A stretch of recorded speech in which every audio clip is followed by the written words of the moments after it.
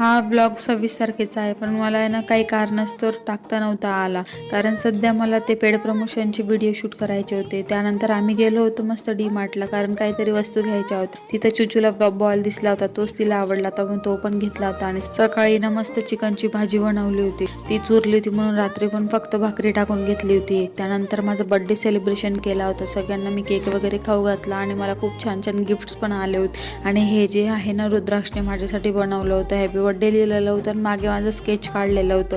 त्यानंतर माझ्या नवऱ्याने मला एवढं छान गिफ्ट दिलं होतं ना, मला तर एक्सपेक्टेशनच्याही बाहेर दिलं होतं. मला खूप कधीच गिम्बल घेण्याची इच्छा होती, तीच माझ्या नवऱ्याने पूर्ण केली होती. माझी प्रत्येक इच्छा माझा नवरा पूर्ण करत असतो. मला मी खरं लकी आहे की मला हा नवरा मिळाला आहे म्हणून. त्यानंतर मला मंजुषाताई आणि चेतन दादाने पण हे ट्रायपॉड दिलं होतं. खूप छान होतं ते पण डेली यूजसाठी. आणि दीदीने पण मला हा ड्रेस दिला होता, तो पण खूप छान होता. त्यानंतर आम्हाला पाणीपुरी खायची क्रेविंग झाली होती, मग आम्ही पाणीपुरी खायला गेलो होतो. चला तर मग बाय.